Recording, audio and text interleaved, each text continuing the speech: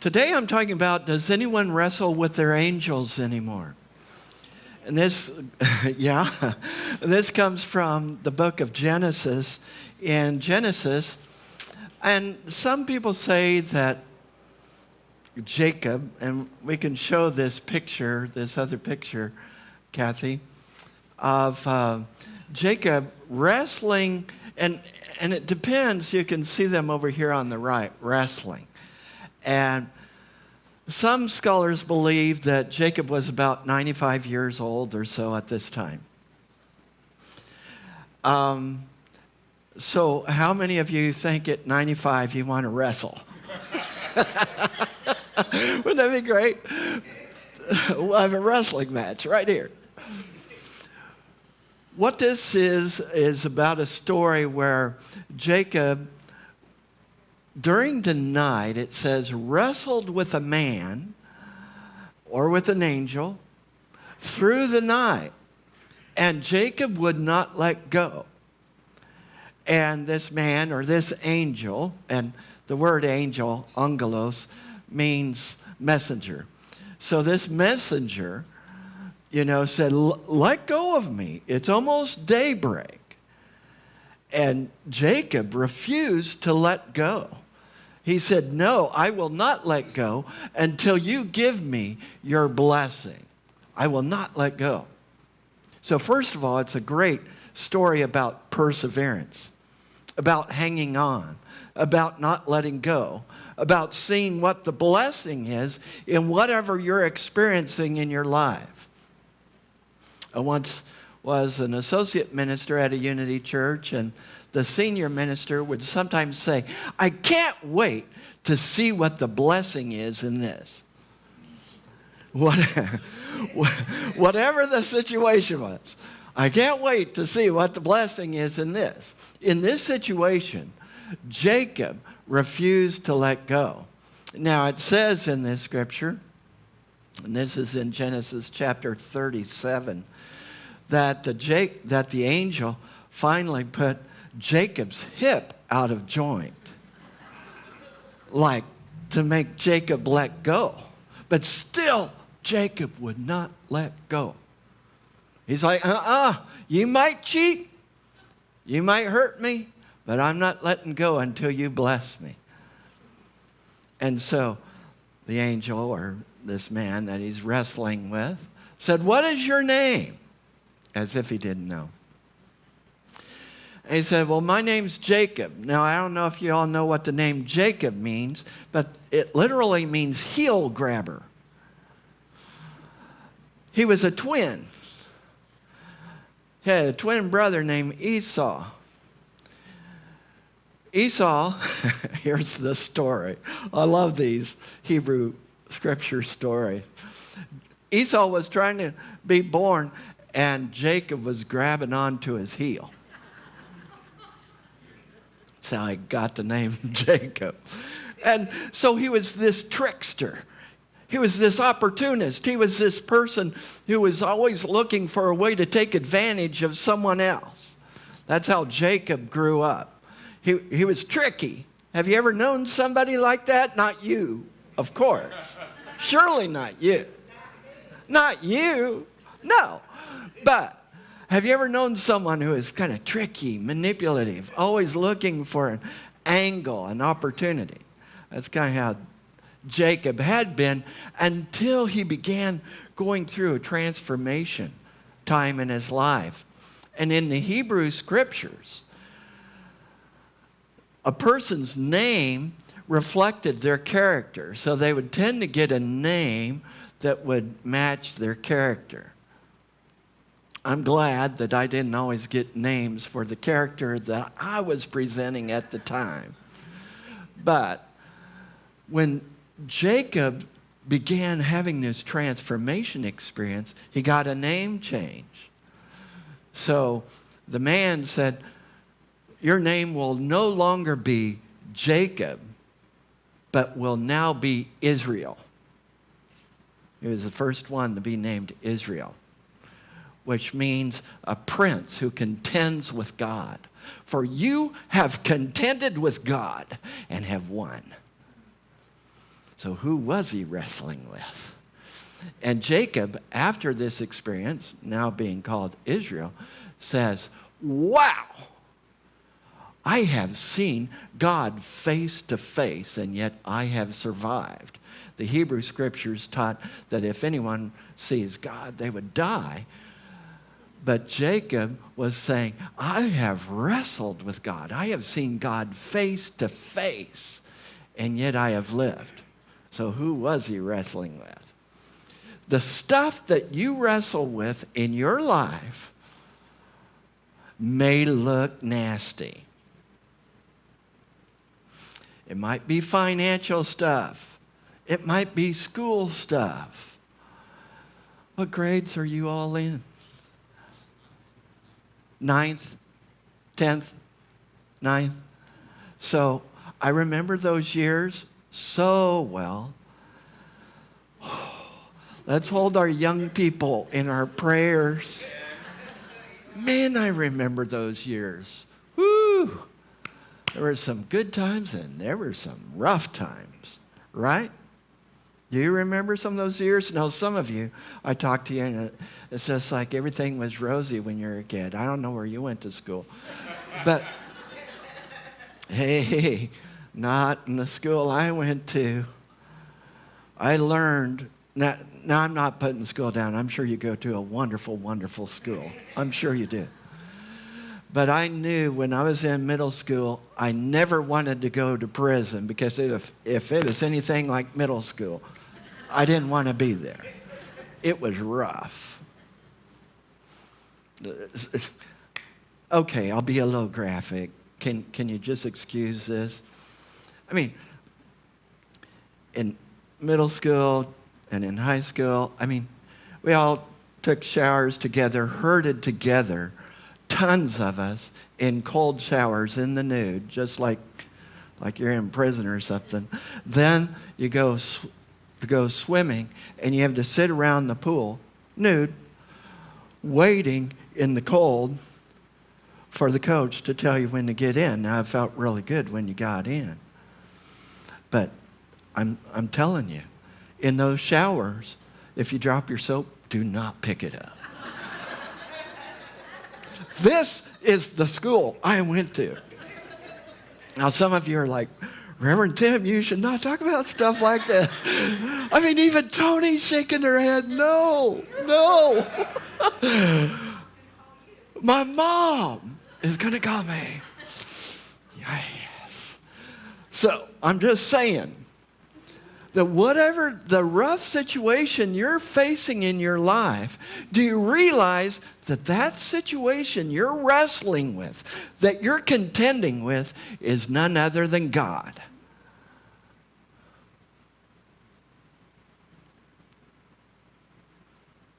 Whatever you're wrestling with, whatever you're struggling with, whatever keeps gnawing at your heel, whatever keeps pulling you back, is nothing but God. Now, some of you are questioning this, and that's all right. You're okay. What's that? A false God? False. Paragon. False God. False God? No. This is God. God is in all of our circumstances. It is God. But it depends on how we perceive it. I think of the statement from Eric Butterworth in Discover the Power Within You when he said, we see not the world as it is, but as we are. So what is it you're seeing in your world? You're seeing the world as a reflection of yourself. Now, in unity, we state that there's only one power and one presence active as my life and as the universe. God, the good, omnipotence, or however you say it. We say it a little different here. But there's only one power and one presence. Now, if you are from a conservative, evangelical, fundamentalist church, you still believe this. That's still what is taught. It's one of the wonderful things that I brought with me from my Church of the Nazarene background is that we were taught that God is everywhere fully present, that God is all powerful, that God is all knowing. And if that is the case, even though they talked a lot about the devil, sometimes more than God, but that means no one else has the real power. If God is this all-powerful, all-unitive principle, this principle that holds all things together, and whether or not you believe in God, we know that there is something that holds us all together, that connects us all together. I mean, Carl Sagan, atheist, said we are stardust looking back upon itself. He could see the connection throughout the cosmos.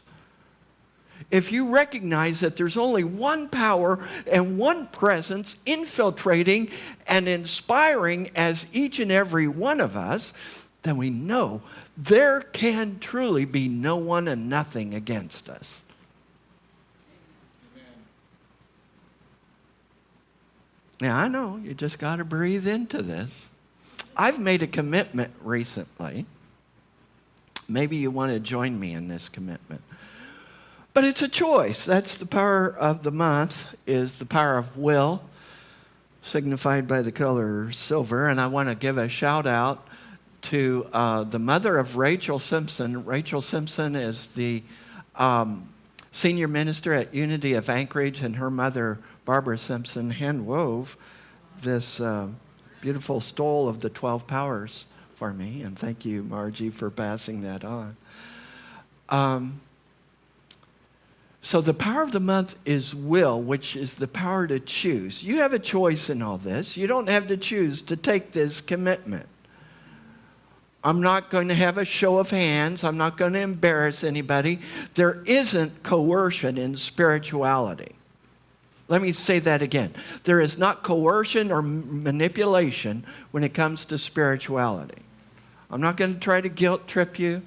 This is up to you how you want to live your life. If you want to live your life believing that there are those against you, that there are powers against you, that you are powerless, you're free to believe that.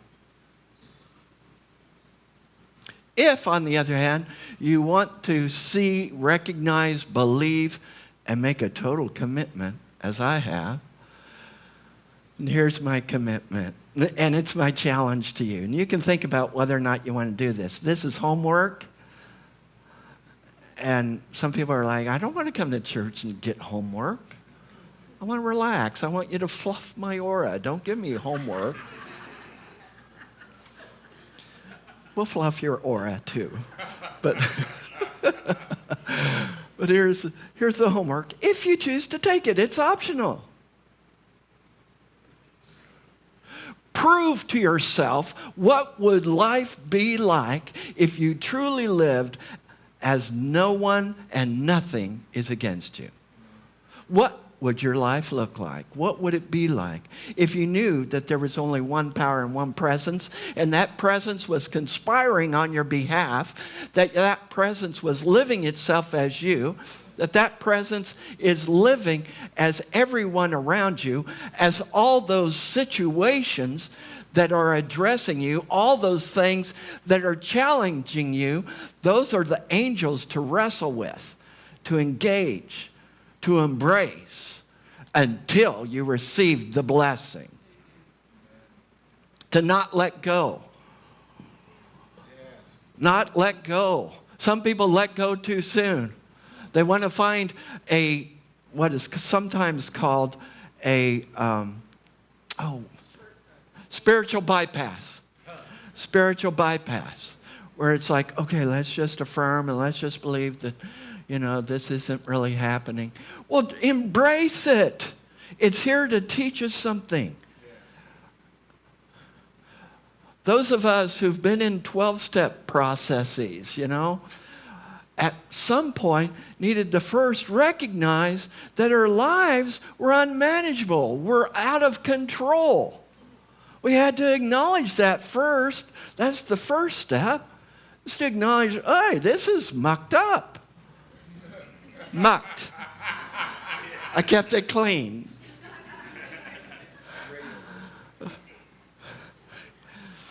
And then, secondly, that we came to believe that a power greater than ourselves could restore us to sanity. And really, that power is living in us, but it's this power that just expands and reaches all of us and lives as all of us. So, we first have to acknowledge and embrace what it is that we're dealing with.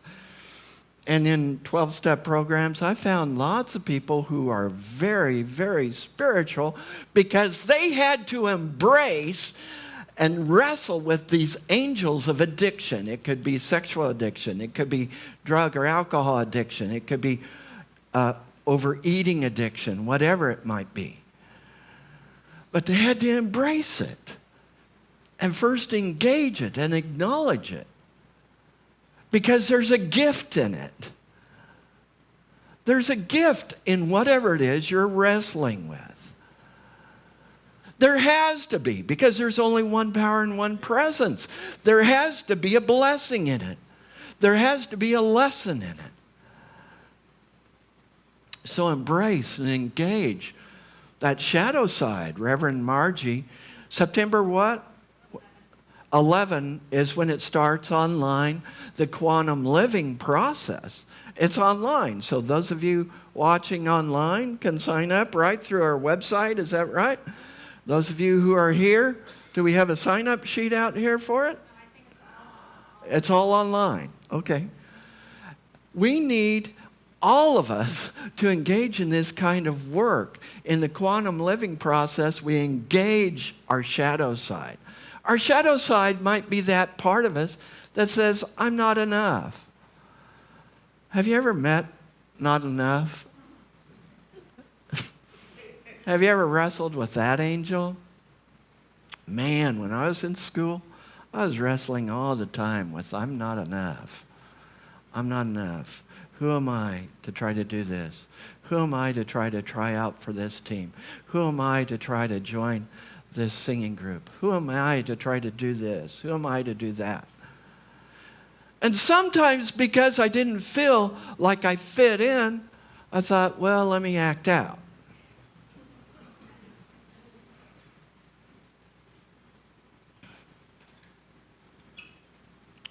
If we embrace our shadow and see the good that is really there, which is the flip side of that quantum living process, when we engage and embrace our shadow, then we can look at who are we really here to be?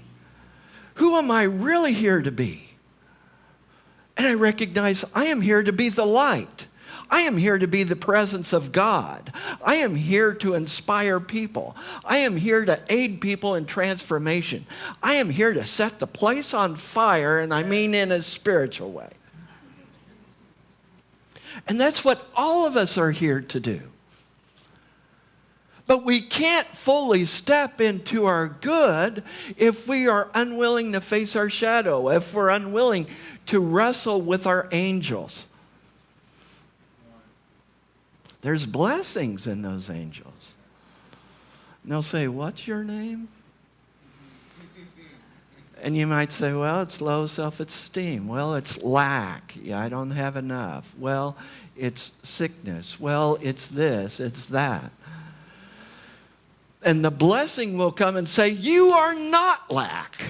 You are not poverty. You are not sick. You are the abundance of God. You are a prince with God because you have wrestled with God and have won. That's what it is to wrestle with God.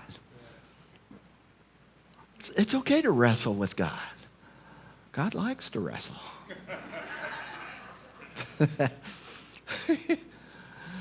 There's a movie from years ago called The Apostle. It starred Robert Duvall in it. It was years ago. I don't know if any of you have seen it, but I love that movie. He's like this evangelistic Pentecostal preacher, and his wife is the organ player. And then she runs off with another man in the congregation. And the apostle, Robert Duvall, he's not too happy about it. And he's over at his mom's house. and he's in the upstairs. And there's a neighbor who comes over who hears this yelling and this screaming and this banging and comes over to his mom's house, and the mom opens the door very sweetly. "Oh, hi. Is everything okay? I hear yelling and I hear cussing and screaming." "Oh, yeah, that's Sammy. He's upstairs praying.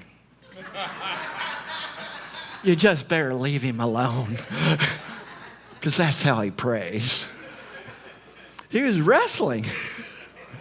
You can be real with God. God can take it.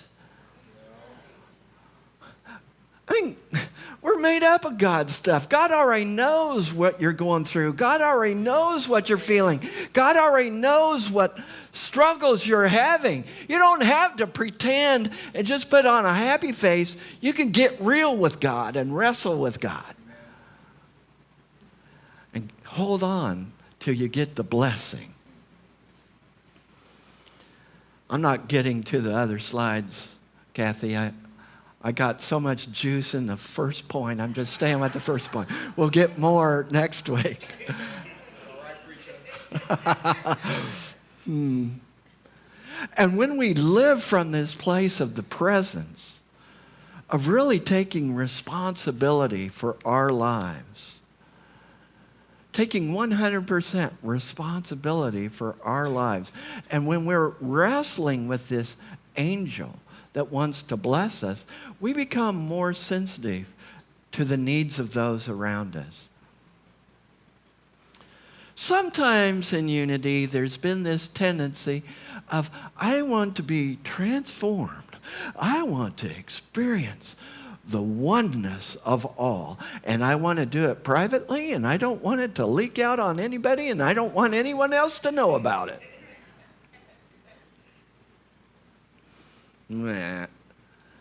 There's kind of a contradiction in that. Because when we get in touch with this one presence, this one power, when we get in touch with the presence of God, then we become concerned and sensitive, and our heart opens up to the needs of those around us. Now, some people don't want to feel the needs of those around us. It may be overwhelming to you, and that's okay. I get it. But when we build big enough of a container that we can handle that without it destroying us, but hold it in the love and presence of God, then we can really reach out to people.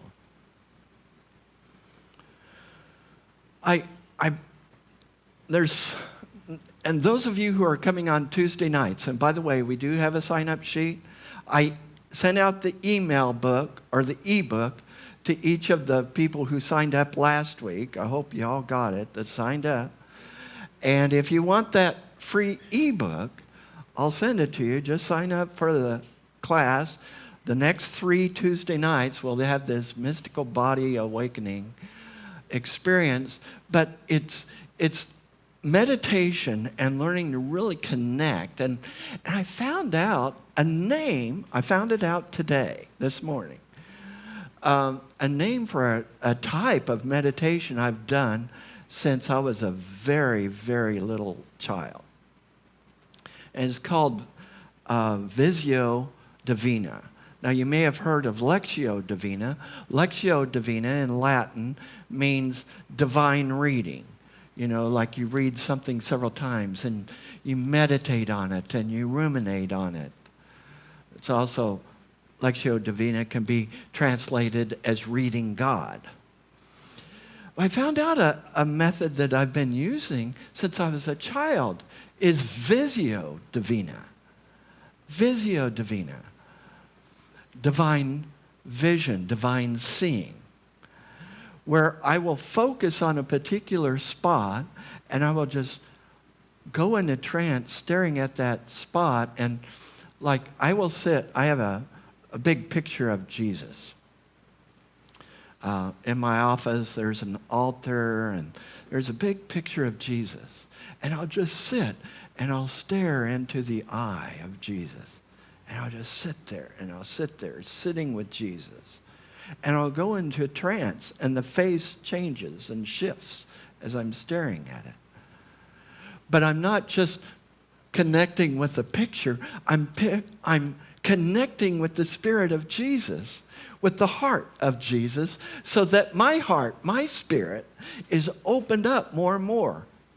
In the Gospels, it says that when Jesus saw those who were sick and those who were troubled, that he had compassion for them. He had compassion. His heart was wide open. And I notice as I'm spending more and more time with Jesus, my heart is more and more open. And some of you have been experiencing that when we saw what happened in Maui. Did you feel it? I did. I still feel it. I feel it internally. I feel this grief. I feel this. I used to be a chaplain in a regional burn center.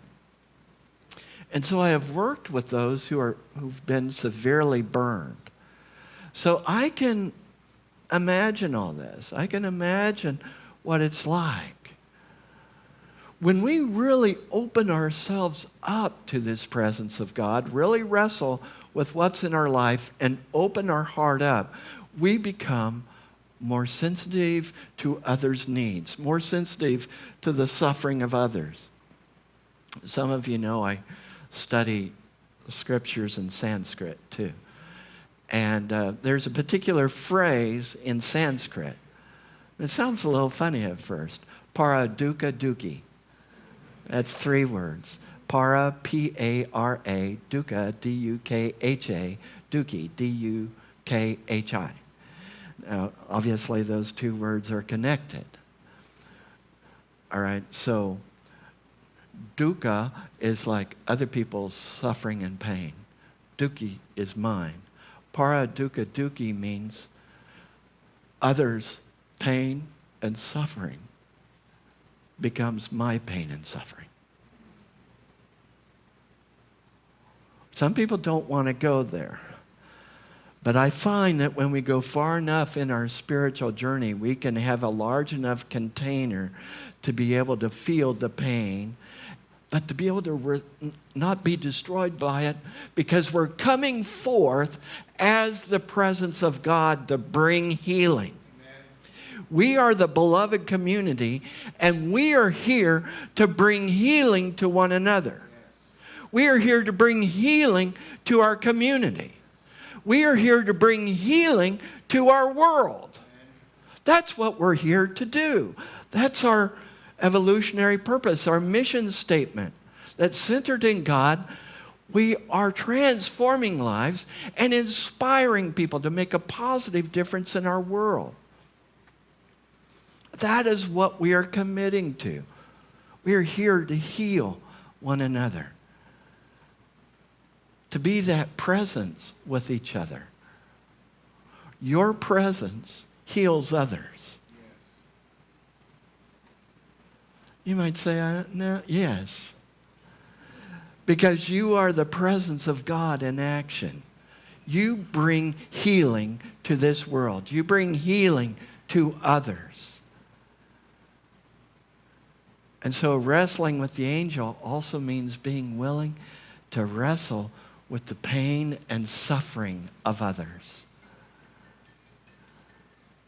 You know, as a hospital chaplain, I was also trained to do community-wide trauma. So sometimes I was engaging in community-wide trauma.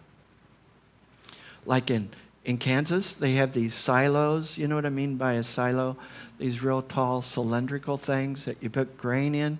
In Kansas, you know, you can have a silo that can go a mile long. It's just a series of silos because they grow a lot of wheat and so forth. Wheat dust, if it gets ignited, can turn into a fireball.